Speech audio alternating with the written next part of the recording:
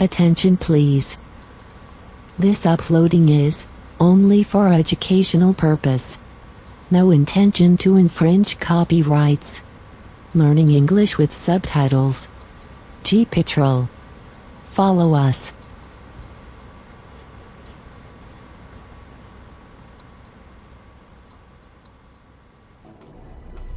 If you want to stick with me, give me the gun.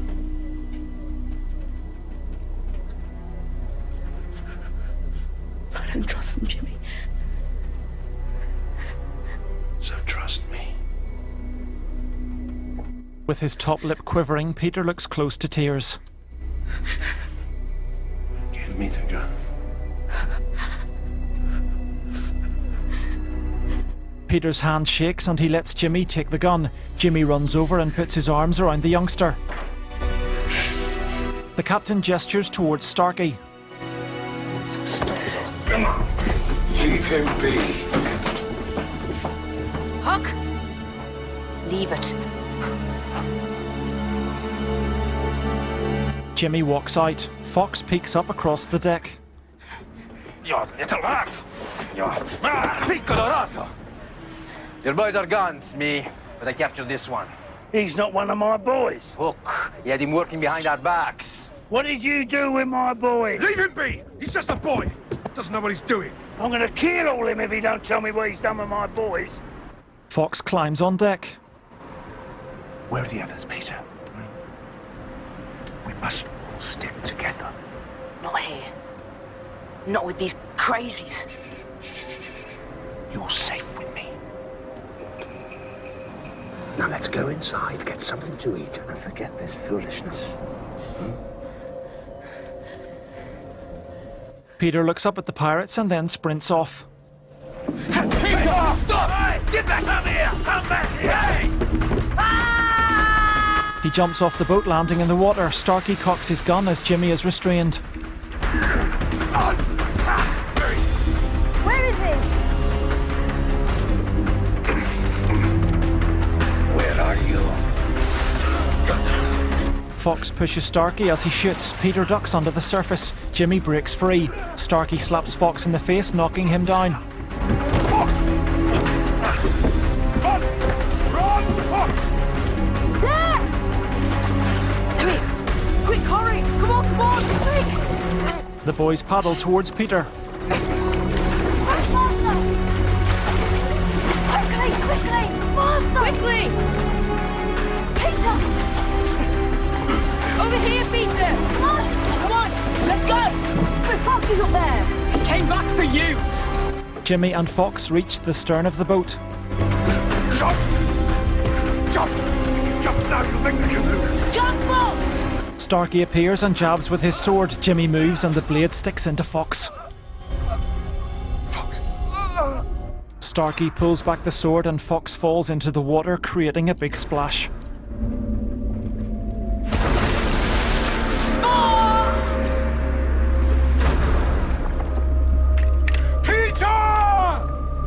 Jimmy elbows Starkey before he can shoot. The boys paddle off.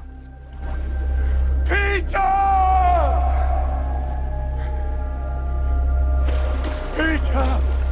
Peter's face is lit by candlelight. Aya translates her father's words. We trusted you, gave you the freedom of our village, and you abused that trust. Stole 2 canoes and used the mountain passage without our consent. I should punish you, but in light of your loss, I will be lenient this time.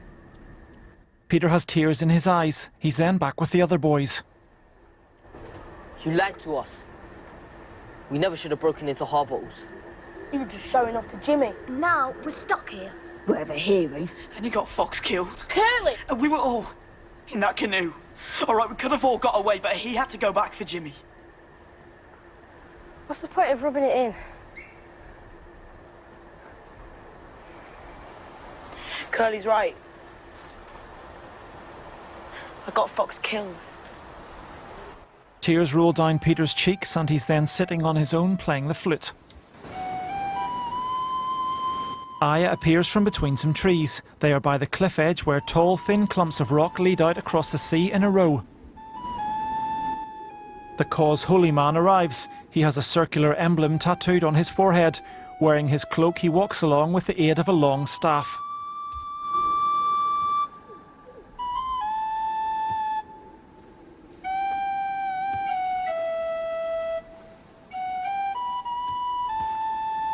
No. It should go at the end up, not down. You know this tune? Come. Where did you see this? In here. A dream. The same dream every night. You have the dream too, don't you? Uh-huh. That music, it's the sound of tree spirit wings. He's holding the orb, isn't he? That isn't quite right. The peaks were different in my dream.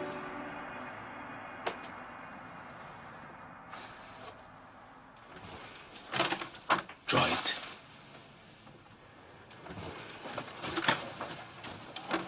Peter sits and begins drawing the mountain on the piece of parchment.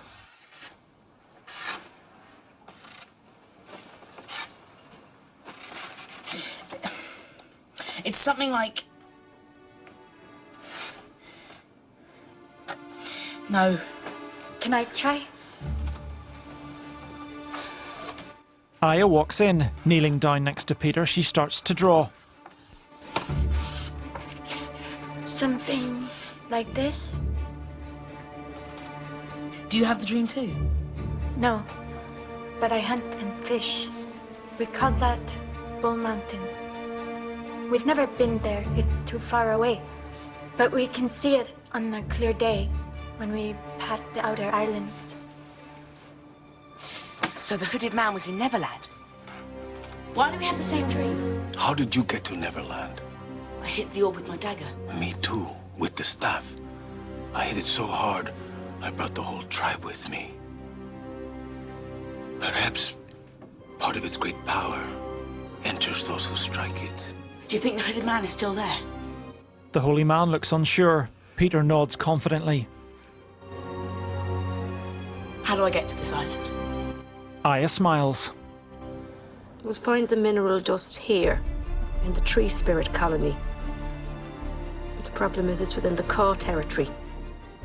The mountains from the north to the east are impregnable and tall cliffs line the coast. There's no way through. How do the Indians get in and out? We don't know. We can watch them cook on their campfires from across a narrow ravine, but if we try to rope across, they will pick us off like gulls on a gaff rig. They hunt on this part of the island, going back and forth as if these mountains weren't even there. Any ideas? Jimmy touches Bonnie on the head. Perhaps we should watch them a little more closely. Daytime, Aya and Peter paddle across the calm turquoise water in a canoe. On the ship, Jimmy watches them through a telescope. The chief's daughter is a prize indeed. She'll tell us how to get into the tree spirit colony. I'll send some men to cut them off. No. Sometimes smaller is smarter. They're up to something. Let's find out what first. Peter and Aya walk up a small hill away from the water. They stand staring at Bull Mountain. He was standing on a hill in front of the mountain. There must be 100 hills here. Let's try that one. A small group of pirates has reached the shore with Starkey finding the Caw canoe. I find it. The prints go this way. Right then. Let's go. The captain, Jimmy, and the pirates head for the trees in the direction of the bullhorn-shaped mountain. Peter and Aya wander through the woods. Your family back home must be very worried about you. I don't have a family. My mother died when I was 3, and I never knew my father. So I was brought up in a workhouse. Is that where you met your friends? Nah. No, I was the only kid there. Punchbag, they called me. Jimmy fished me out. He was visiting one day and saw me getting a kicking. He was a good man once. The best. He saved my life, but that pirate turned his head. Frowning, Aya follows him.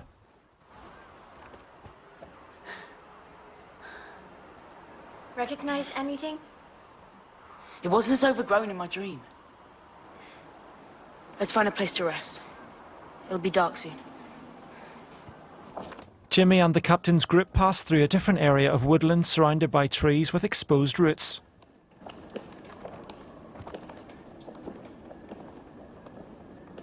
At night, sitting up a tree, Peter holds the flute to his lips. Aya lies on the ground with a small fire by her feet.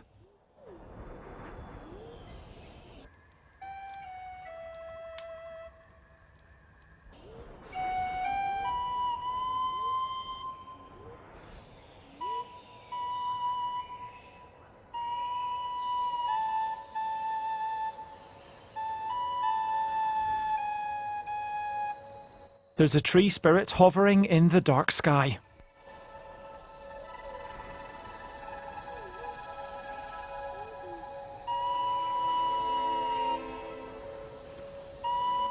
As Peter plays on, the radiant tree spirit flies closer with its wings flapping at high speed.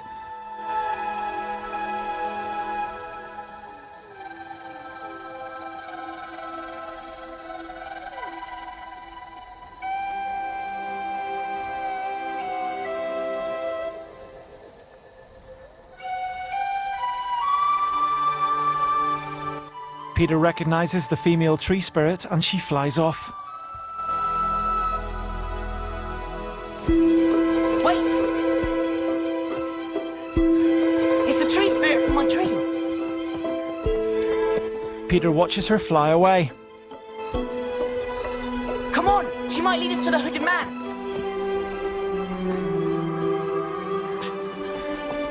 Peter and Aya sprint through the forest. See her? No, She's too fast. I've never seen a tree spirit glow like that. She's really beautiful. Oh no. What? The sun's coming up. Now we're never gonna find her.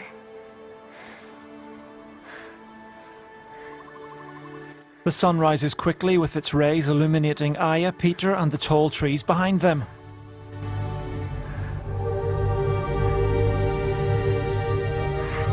They turn around staring in wonder at the huge trees. I've never seen anything like this.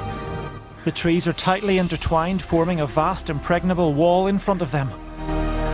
We've got to find a way in. He must be in there.